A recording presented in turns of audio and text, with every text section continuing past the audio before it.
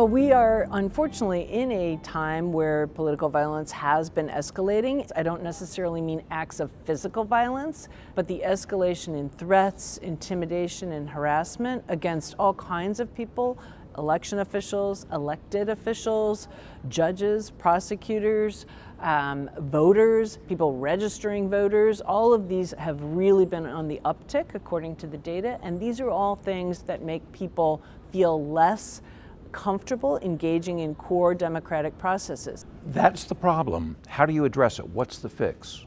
Part of the problem, and one of, to my mind, the most challenging parts of the problem, is that this culture of political violence is exacerbated, and I would say in many ways even caused by false narratives. So false narratives become the justification for people to engage in all those manners of intimidation, threats, harassment, and actual acts of violence.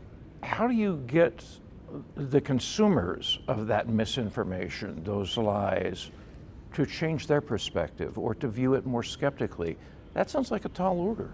Well, it's a tall order because, one, people in positions of power are oftentimes promoting the lies, and we also have social media companies that prioritize profit and engagement based on fear, anger, and hate. So to your point, it's a tall order. It is a tall order when you've got that coming in, which is why I think a few things are important. One, as I mentioned before, is people in positions of actual having factual knowledge and in positions of power, like we've seen, mayors, governors, secretaries of state, across the political spectrum, debunking those narratives is important, and getting that airtime and making sure that their debunking is getting into the media ecosystem. That is critical, and that's important. But it's also important, I think, for people to realize you can't always just hide behind the First Amendment for your lies, because it's not limitless.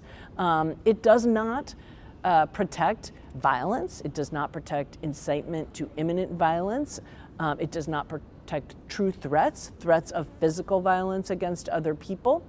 When we talk about fact-checking, about putting out the actual facts that counter a deceptive narrative, it strikes me that with the media so segmented, and we inevitably get into this culture of confirmation bias, and it's so difficult to spread out the facts to the very people that need them the most.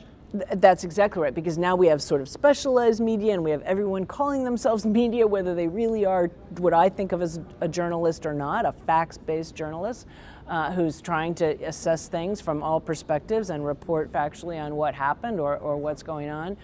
Now, you say I've got a blog, and suddenly you're a journalist, and somebody will follow you, whether what you're promoting is true or not true at all. People have got to take themselves out of that loop. They've got to have that willingness to go listen to the other side, or to exercise better digital hygiene and think about the provenance of the information. They have to assume the responsibility. They have to take responsibility. That's right.